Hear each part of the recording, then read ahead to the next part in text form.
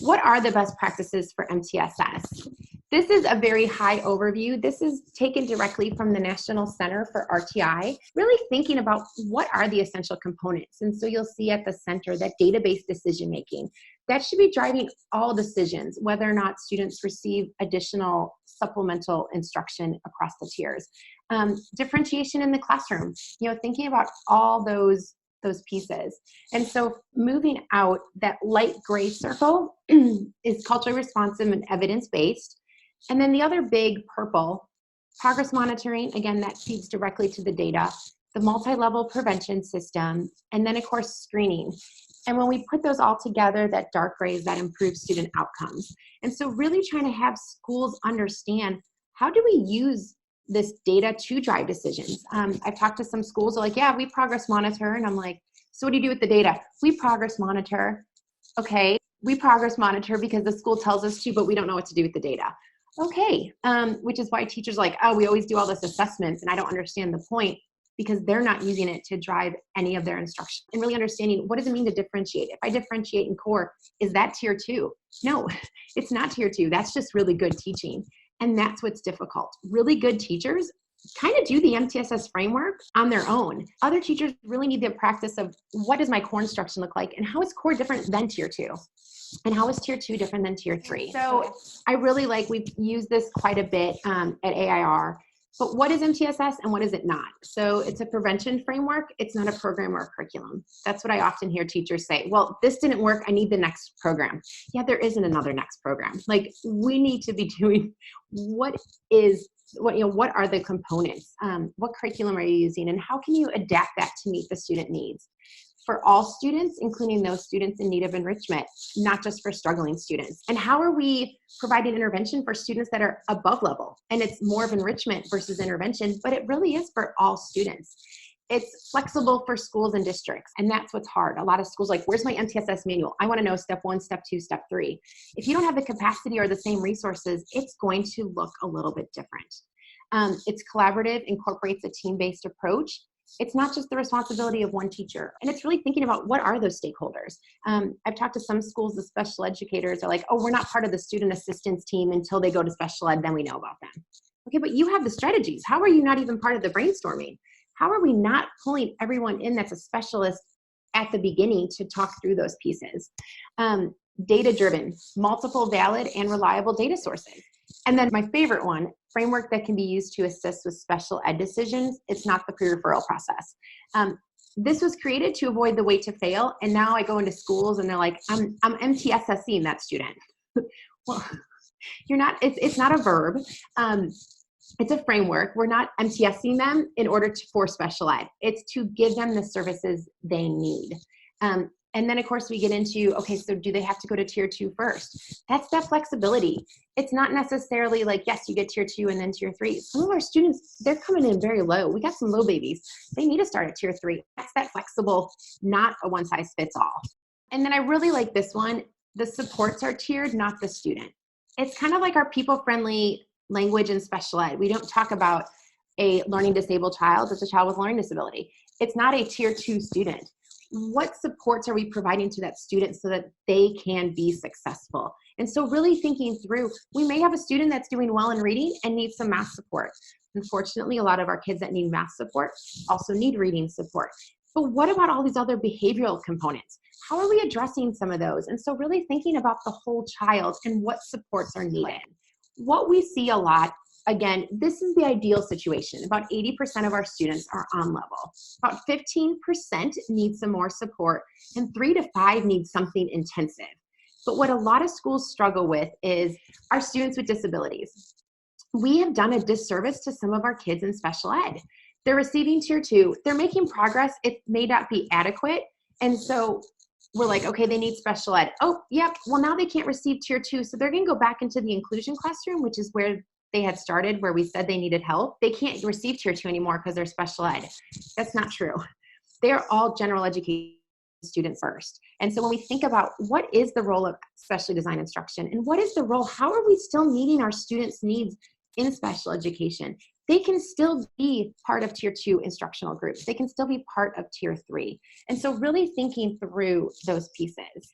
All right, and then I'm going to turn it over to Paul. So again, that was a very higher level understanding, but now we're going to kind of dig into, so how are we preparing our teachers to go out and to think through those pieces? And then do we understand the implementation? So Paul, I am turning it over to you.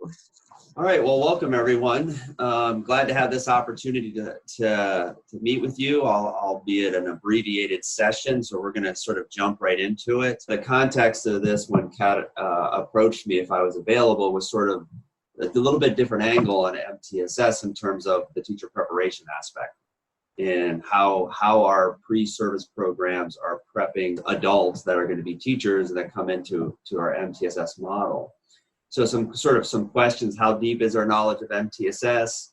Are your teachers prepared to differentiate core instruction, understand data, identify students in need of tiered instruction? Are teachers prepared to implement interventions with fidelity collected to drive instruction? And those are kind of big questions there.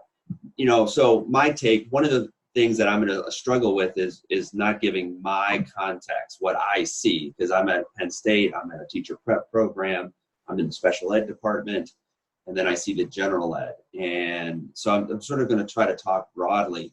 In general, I think people have decent understanding of what MTSS is. I think where we really have issues is at the instructional / intervention level. I really think that teachers really struggle with what to do when kids don't get it. And I think that's at the root of everything. That's what we're really trying to address here. Taking these kids that are struggling, give them enough support so that they can move forward and progress. So I think in math, you have unique factors that are different than reading. And one of them is the content of math. The content of mathematics is very different in reading. I kind of like to use this analogy. We always hear that if you can get kids reading by 3rd grade, they tend to stay on track, or they're learning to read up until 3rd grade, then they're reading to learn.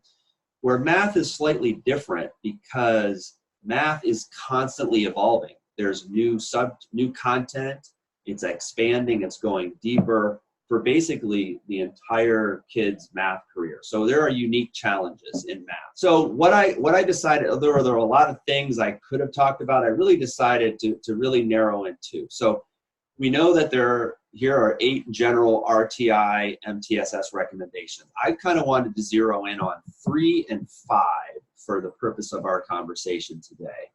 I'm not saying that those other ones aren't important or we need to work on those or we do those well, but what I really see 2 areas that are very critical for intervention, so that's delivering the instruction, is number 3 and number 5. And I'm going to start with number 3 first. So instruction during intervention should be explicit and systematic. People are pretty much understanding that, but that recommendation went on to include providing models of proficient problem solving, verbalization of thought process, guided practice, corrective feedback, and frequent cumulative reviews. And this is where I want to dig deeper into this, especially design instruction, differentiation, but this idea of frequent cumulative review. What I'm finding in my work with schools is this is a pretty disconnected idea. And it's not that teachers aren't trying to do cumulative reviews, it's just the way they're doing it is not aligned with the cognitive research that we have out there. What is the purpose of cumulative review? It's a recommendation. You should be discussing it in your RTI MTSS plan. What is the purpose of cumulative review? It's about retention.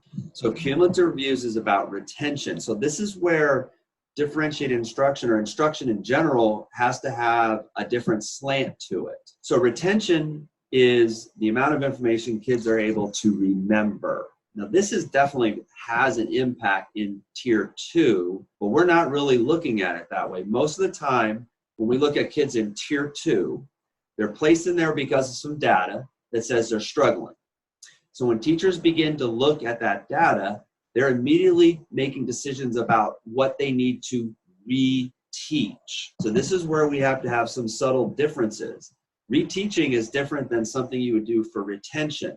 Now, clearly, there are a lot of kids in tier 2 that need retaught, but there are also things that need not to be retaught, but need to be addressed through retention. So a major part of teaching is getting them to learn new content, but we also have to come behind that with some very, very specific things to help them remember it. Teachers are really not being evaluated on what they teach kids. Now that's kind of weird at its face value, but they're being evaluated on what kids are able to remember. So if you think about these evaluations that we have, they're usually at the end of the year. So you could be a wonderful teacher and teach it initially and get them to proficiency, but if you don't do some specific things to help them retain it, that is not going to show up on that assessment or that measure. So we've got to focus on putting content in, but we also have to focus on taking content out and in a non-testing situation. And that's sort of what I want to capture retention. And if you talk to teachers at any level, they are going to tell you kids aren't retaining. Teachers are doing things to help with retention, but where the disconnect is, what they're doing is not really aligned with what research says should be happening for retention. So this is where I think the pre-service training programs need to come into play here in terms of making sure teachers know these techniques, and then there's implications for what's happening currently in the field. So there's this figure here that's called the forgetting curve. And this is how quickly kids forget what they've been taught. So most teachers are not really in tune to this forgetting curve. They're more in tune to how long it takes kids to learn something. So in this forgetting curve, or this learning decay, kids will forget almost 80% of what they learned in as little as 10 days. So if you have assessments that are spread out and you start testing kids, you're going to show gaps or deficits. Right now in an MTS model, we tend to go about that from a reteaching perspective in terms that they didn't learn it, we have to reteach it, when the reality is there's a good portion of that, it's probably more of a retention issue versus an instructional issue. And I don't see retention being a major focus in a lot of MTS RTI models in math. A couple things with math here is there's some things in math that once you learn it, you'll constantly use it. So this forgetting curve is not going to apply to that content. But things such as geometry, aspects of geometry, measurement, probability, statistics, things that you kind of spend a concentrated unit on and then move on. These are things that get lost. So this forgetting curve definitely has implications for tier 2 as well as tier 1. I see this as something that has to be happening in both of these tiers. With retention, you really have to have some purposeful planning of activities directly focused on retention in both tier 1, 2, and 3, but the primary emphasis really needs to be in tier 1. This is something that is an area that I think a lot of tier 1 programs need, because programs aren't doing this. But what we know is typical review and practice techniques are ineffective. And what I mean by typical is what happens the day before the unit or chapter test. The teachers do a what? A review. And what are they reviewing? Well, they're reviewing everything that they just taught. And if you really ask the teachers what's the purpose of that review, they're going to say it's to pass the test. So notice they're not saying to promote long-term retention of important mathematical concepts and skills. It's a short-term boost. Then if you go into schools the month or two before the end of year test, then you're going to see this mass cram session. They're reviewing everything under the sun to try to pass the test. None of those are very effective. So there are 3 strategies, 3 ways to structure practice that directly address retention. And the first one is called interleaving practice format, IPF. The second one is called spaced learning over time, or the SLOT, and then practice test retrieval, PTR. Now, a lot of times retention is getting rushed because of the pacing and all these. So we're sort of in this catch-22, is if we stop and do some retention activities, are we losing content? The problem in math is we're losing that content because some of it is due to retention. And that if we spend a little more time focused on retention, then we would have less deficits to be filling, kind of scenario here. So my take in sort of looping back to the pre-service programs and the practicing teachers, I was in a school district, which is a rather strong school district. So this isn't a needs improvement school district. And I had a good combination of veteran teachers, mid-career teachers, and brand new teachers. And we started talking about retention, and none of them had heard of any of these techniques. So I think this is speaking to the disconnect between some of the research base that's been emerging and what's happening in pre-service programs and what's happening in classrooms. I'm just going to get into this IPF.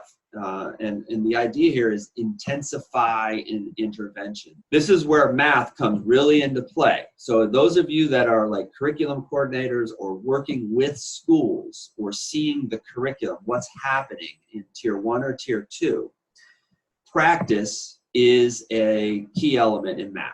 Teachers use practice for a lot of things. Sometimes it's in homework, sometimes it's in class, sometimes it's through the computers, younger children, and sometimes through stations. But what I want you thinking about is practice. When you think about practice, there should be specific purposes for practice. Is the purpose of this practice for acquisition, so initially learning, or is the purpose for retention? Although that is a subtle difference, it is a huge difference in terms of how you do this. So we have there's a structure that is called blocked or mass practice. Definition of blocked or mass practice is when kids are practicing the same type of problem consecutively. So I have A. So all the A's are the same problem. I don't know, order of operation, or graphing a linear equation, or using a tens frame to count a number. They're all the same. When you see kids practicing the same type of problem consecutively, that is called blocked practice. Now, block practice is very important in the initial acquisition of learning. In other words, it helps kids become proficient and learn the skill in the moment. But what we are learning, or what we have learned from this, is block practice does not produce long-term retention.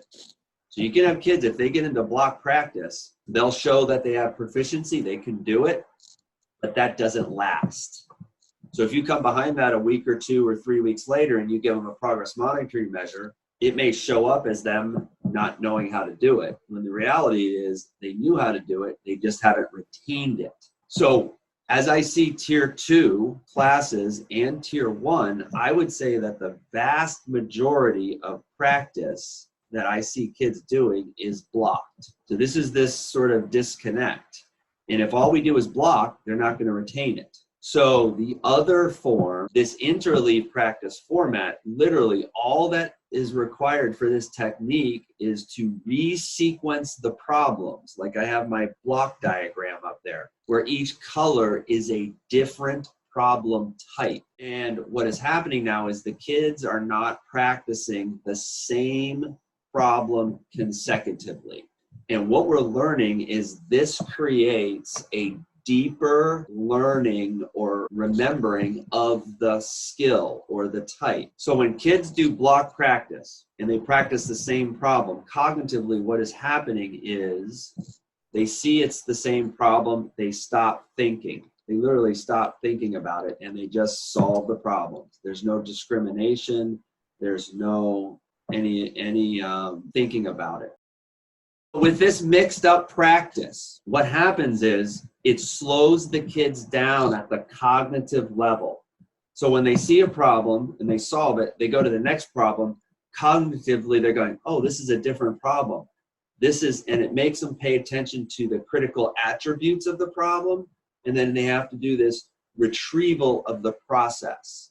And it is that mixing it up, that small variable of simply mixing the sequence, creates this much longer, stronger, what is called durable learning that lasts across time. So as I see my pre-service teachers, as they come over, and again, this is just my one unique situation here at Penn State. I teach undergrads that are straight special ed majors. So we're their initial cert. But I also teach graduate students. They're already certified elementary teachers. And when they come over, so that means they've graduated, they're certified, they've had a math methods class, they've had instructional classes. When we talk about retention, they have never heard of these things. And I don't think that's that much different across the board, because when I work with practicing teachers, they have not heard of these techniques either. And when they start going back and looking at how they practice with their students, it's all falling under this block category.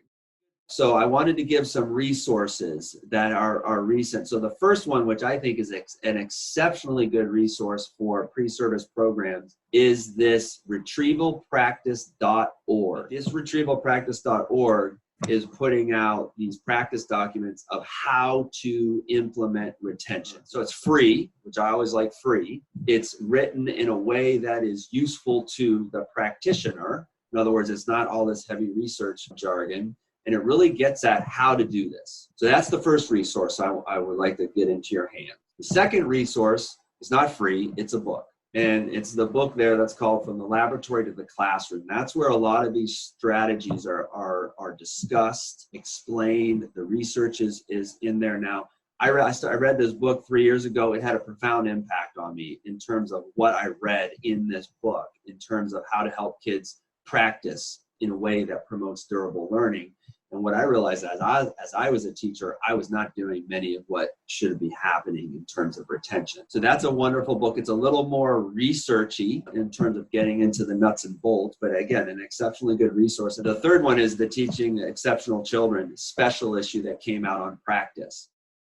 This one is, I think, probably a bigger issue than the first one. Because the first one, those techniques are fairly simple to learn, a little to implement planning. But I want to talk about number 5 with this idea of visual representation. So everybody reads visual representation, we've got to use manipulatives. Well, it continues by saying interventionists should be proficient in the use of visual representations of mathematical ideas. And I think this is a significant problem that I experience at the pre-service level with my own classes, as well as when I enter the field, and that is teachers' use of visual representations is not as well developed as we think it is. So as soon as you hear visual representation and you're in an MTSS or RTI discussion, CRA immediately comes up as an intervention. And it's an intervention that leverages the visual representation in a very ordered sequence that takes them from the concrete manipulative to a pictorial representation to the abstract. And the idea behind it is it supports the understanding of the abstract procedure, and that's been recommended by many organizations in terms of an evidence-based practice. But there's also other visual representations that maybe aren't in that sequence. And that's where you start using like measurement models, area models for fractions and rational numbers.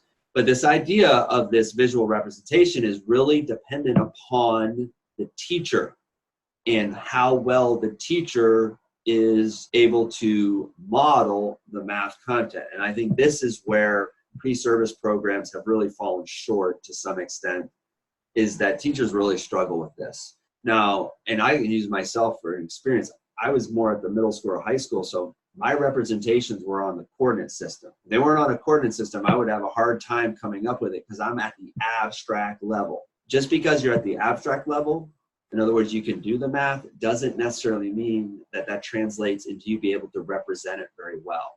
One of the questions I want to pose to those of you in the field, how are pre-service programs addressing the use of visual representations?